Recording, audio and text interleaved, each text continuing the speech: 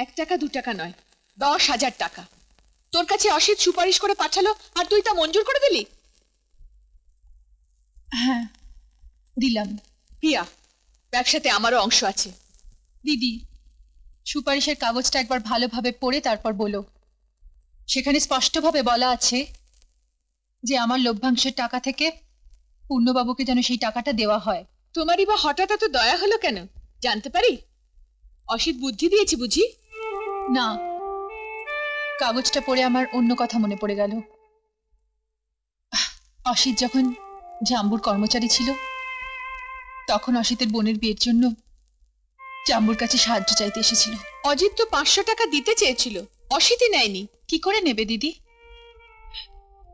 নিজের চোখের সামনে দেখছে জাম্বু 10,000 টাকা দর্জিকে দিচ্ছে তার স্যুট বানাবার জন্য, আর অসিতের বোনের বিয়ের জন্য মাত্র 500 টাকা দেওয়াটাই জাম্বুর কাছে যথেষ্ট মনে হলো।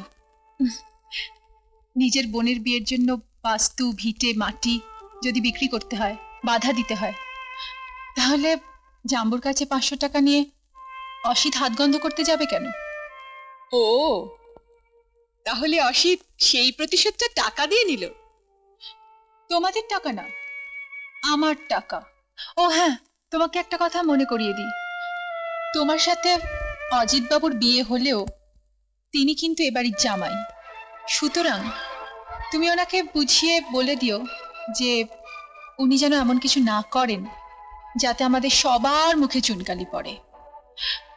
ওনাকে একটু বুঝিয়ে দিও প্লিজ।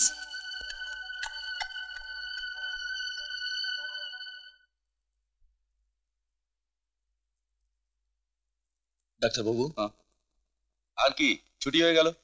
হ্যাঁ, আপনার স্ত্রীকে অন্তত 6 মাস ভারী কোনো কিছু তুলতে দেবেন না। ঠিক আছে, আপনার এই ঋণ আমি জীবনে কোনোদিন শোধ করতে পারবো না ডাক্তারবাবু। আজকের যুগে বিনে পয়সায় এমন যত্ন নিয়ে চিকিৎসা আমি ভাবতেই পারি না। আরে ঠিক আছে ঠিক আছে, এখন কোথায় যাবেন? দেখি কোথায় যাই। আচ্ছা, কোনো অন্ধ মেয়ে আমাদের খোঁজ করতে এসেছিল? না। সে কি আর বেঁচে আছে সত্যি? আমার সাজানো সংসার ফুলের বাগান যেন শুকিয়ে গেল ডাক্তারবাবু, মরুভূমির মতন শুকিয়ে গেল। চলো চলো সত্যি। নমস্কার। নমস্কার। চলি।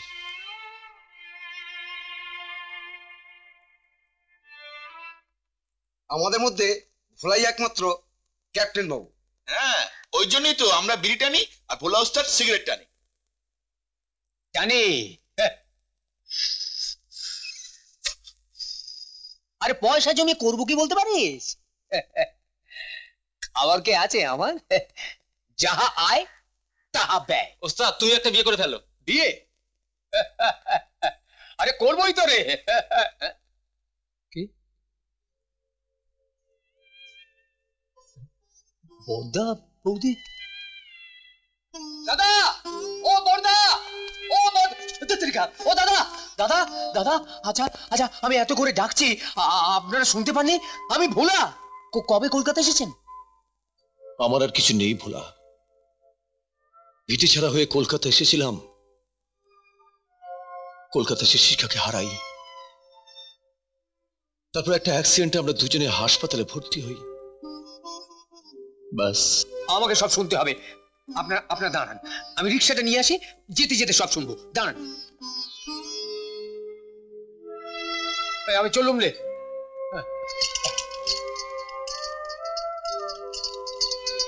উঠুন উঠুন বৌদি, উঠুন উঠুন বৌদি, আসতে উঠুন।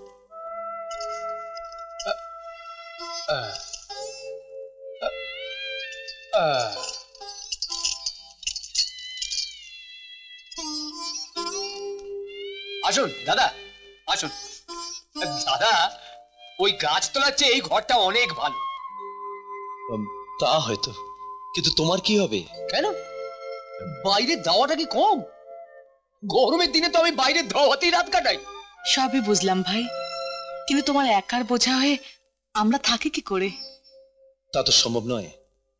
সত্যি তো ঠিকই বলেছে দাদা, হোটেলে খেতে যা পয়সা খরচ হবে তাতে এই 3টে পেট আরামে চলে যাবে। আরে দেখুন, আমি সব ব্যবস্থা করে দিচ্ছি। বৌদির হাতে রান্না খেয়ে আমার শরীরে একটু বল বাড়বে। আসছি, আমি আসছি। ও ওই একটা কথা, ওই ভারী জিনিসপত্র একদম তুলবেন না বৌদি। ডাক্তারবাবুর কথাটা মনে রাখতে হবে। জল টল যা তোলার দরকার সব আমি তুলে দেবো, ঠিক আছে? আমি আসছি।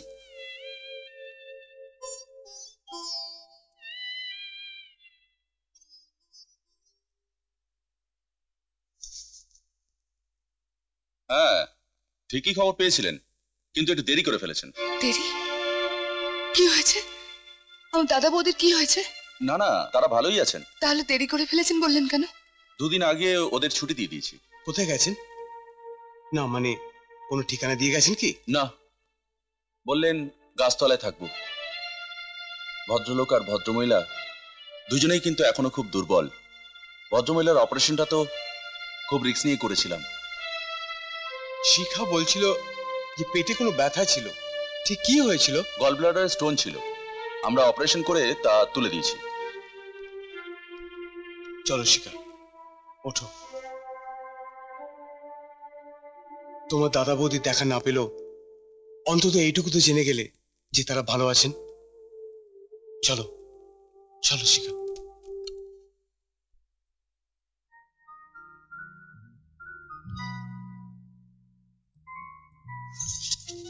কে? ও শিখা, এত রাতে তুমি এখানে? ঘুম আসছে না বুঝি? আমার কাছে দিন আর রাত দুটোই সমান সুব্রত বাবু। আমি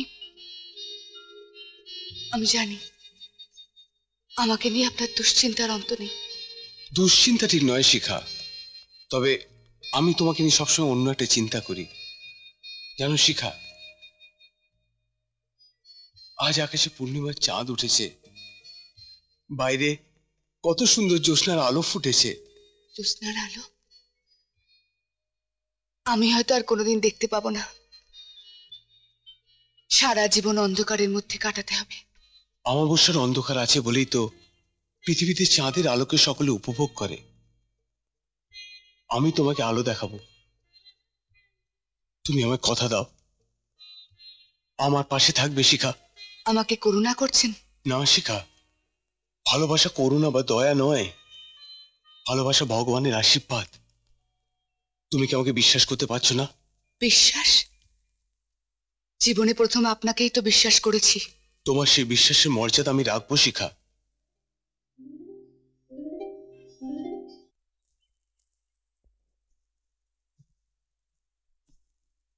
এভাবে তো বেশি দিন চলে না সতী।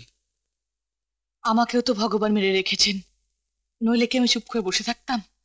নিশ্চয়ই একটা কোনো কাজ জোগাড় করে ফেলতাম। অসিতটাই বা কিরকম?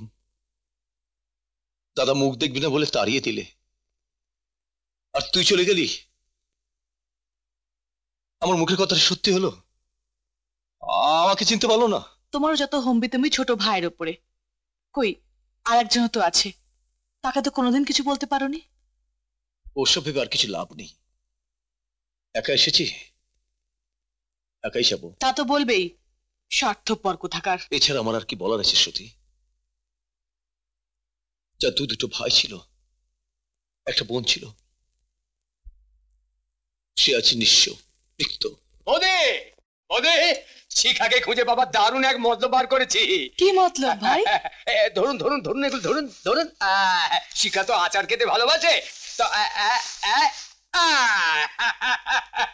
আপনি নিজে হাতে আচার তৈরি করে দেবেন, আর দাদা সেই আচার পাড়ায় পাড়ায় বিক্রি করবে। ধরুন ধরুন ধরুন ধরুন। এটা তো মন্দ বলনি বলা। আর অর্ধেক হবে কলা বেচা হবে।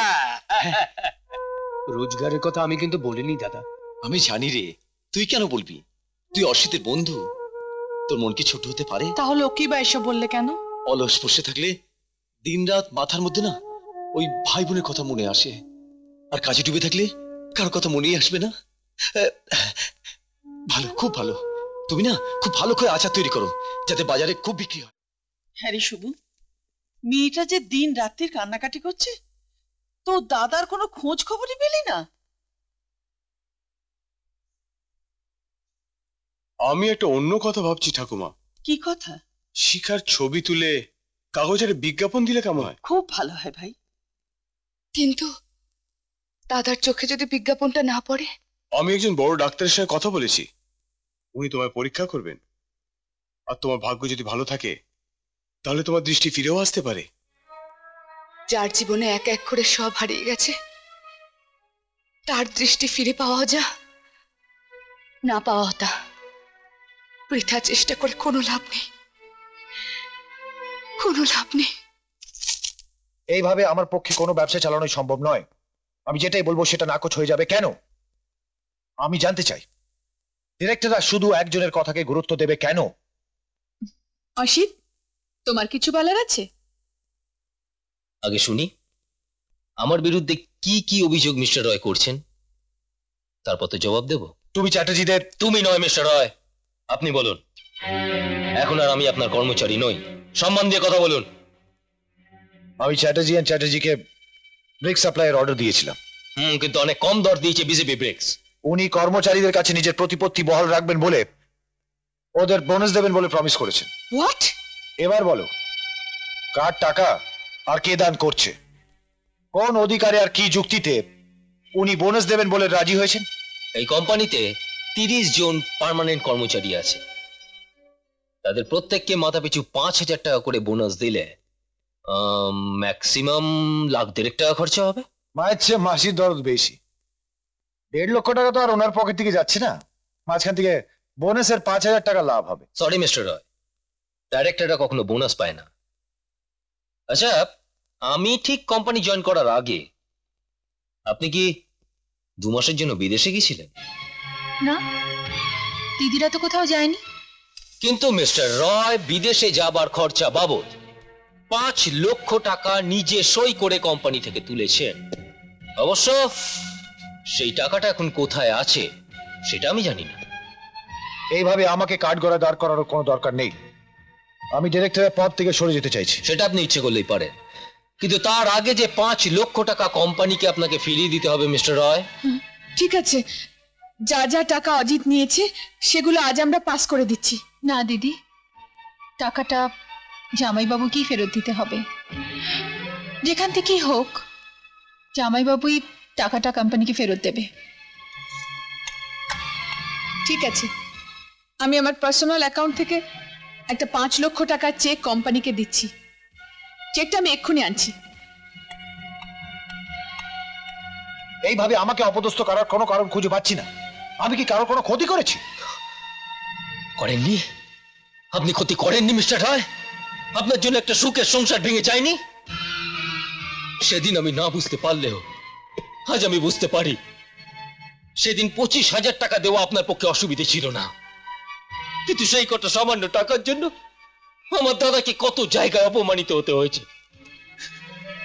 আপনি জানেন না মিস্টার রায়, আপনি জানেন না যে সুখের পেছনে আপনি ছুটে বেড়াচ্ছেন সেই সুখ আমি আপনাকে কোনোদিন ভোগ করতে দেব না, কোনোদিন না।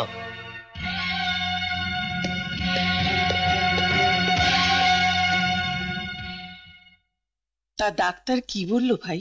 কি জানি, ওনার সঙ্গে কি সব ইংরেজিতে কথা বলছিলেন। বুঝলি দিদি, তোর চোখটা ঠিক হয়ে গেলে তুই সব ফিরে পাবি। আমি তোকে বলে দিচ্ছি ভাই, তোর চোখ ঠিক হয়ে গেলে তোর ওই পুরনো বিয়ে সম্পর্ক নিয়ে ওই হাবাদেরা যদি আসে, আমি কিন্তু দূর দূর করে তাড়িয়ে দেব। তাতে আমারই ক্ষতি হবে ঠাকুমা। তার থেকে বরং আমি বলবো, আমার জন্য যখন এতটাই করলেন তখন তাদেরও খবর দেবেন। কেন রে? যদি আমার নাতি তোকে বিয়ে করতে চায়? ঠাকুমা। কেন রে ভাই? তোর চোখ নেই দেখেও সে যদি তোকে ঘরণী করতে চায়, তাহলে তুই আপত্তি করবি কেন? আপত্তি করার চেয়েও বড় প্রশ্ন অন্য জায়গায় ঠাকুমা। যে মানুষটাকে আমি চোখে না দেখেও দেবতার আসনে বসিয়েছি, তিনি আমার কাছে অনেক ছোট হয়ে যাবে ঠাকুমা। তার চেয়ে বরং আপনি গোপালপুরে একটা খবর দিয়ে দিন। গোপালপুর? হ্যাঁ, গোপালপুরে প্রিয়ব্রত বসের ছেলে সুব্রত বসের সঙ্গে আমার বিয়ে ঠিক হয়েছিল। আমার জন্যই তো দাদা পথে বসেছে, আমার বিয়ে দেবার জন্যই তো দাদা সর্বশান্ত হয়েছে। দেখবেন, ওরা যদি আমাকে গ্রহণ করতে রাজি হন, তাহলে আবার আমাদের দুঃখের সংসার সুখের হয়ে উঠবে ঠাকুমা, সুখের হয়ে উঠবে।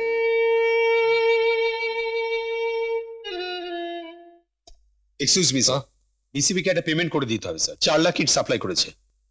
এখন এটা পার্ট পেমেন্ট না করলে তো আর ওরা মাল দেবে না স্যার। মাল পাঠাবে না? না মানে ওদের সঙ্গে কন্ট্রাক্টটা সেই রকমই ছিল। 2 লাখ কিট সাপ্লাই করার সঙ্গে সঙ্গে একটা করে পেমেন্ট দিতে হবে। কিছু মনে করবেন না স্যার, সেদিক দিয়ে ওদেরকে দোষ দেওয়া যায় না। হ্যালো, হ্যাঁ শোনো, তুমি তাড়াতাড়ি বাড়ি চলে এসো। ওফো, আজ সকালে খবরের কাগজটা ভালো করে পড়েছিলে? কি আবার শিখার ছবি দিয়ে বিজ্ঞাপন বেরিয়েছে। হ্যাঁ, ঠিকানা, ফোন নাম্বার সবকিছু ডিটেইলসে দিয়ে দিয়েছে। হ্যাঁ হ্যাঁ, শোনো, আমি মিস্টার বোসকে ফোন করে বলেছি শিখাকে নিয়ে চলে আসতে। ঠিক আছে ঠিক আছে ঠিক আছে, আমি এখনই আসছি। আরে আসছি রে। ওকে। কি ব্যাপার স্যার, আপনাকে উত্তেজিত মনে হচ্ছে? হ্যাঁ মানে ওই আমার বোনের খবর পাওয়া গেছে, প্রিয়াকে এখানে আসতে বলেছে। আমি চললাম Bikash. Just minute sir, just minute. যাওয়ার আগে একটা সই করে দিন তো।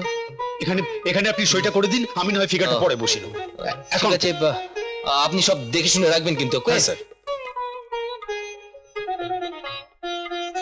আপনার ভরসা সব ছেড়ে গেলাম বিকাশ বাবু, আমি চলি।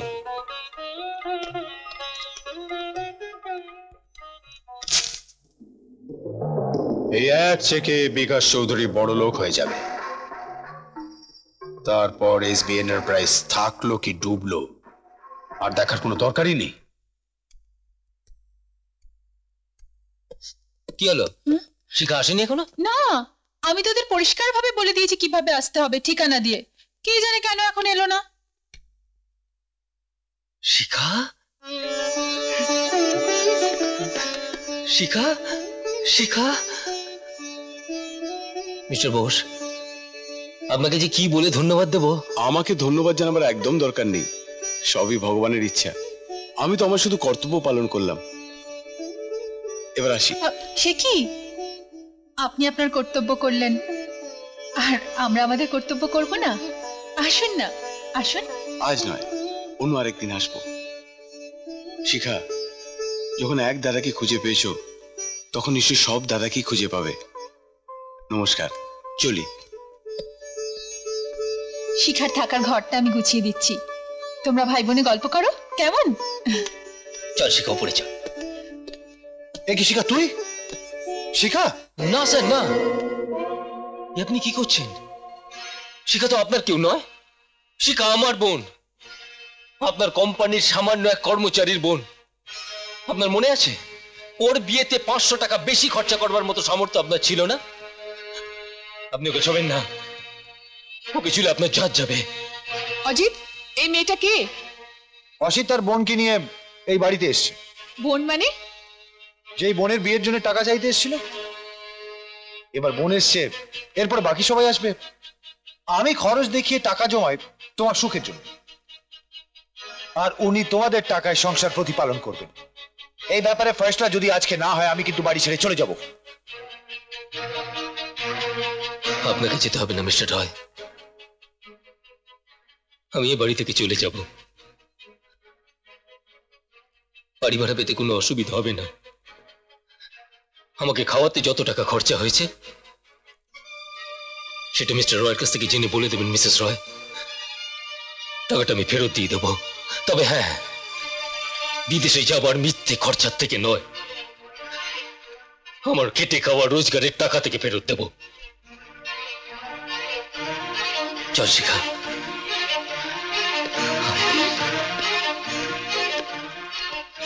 উনি একা পড়ে চলে গেলেন?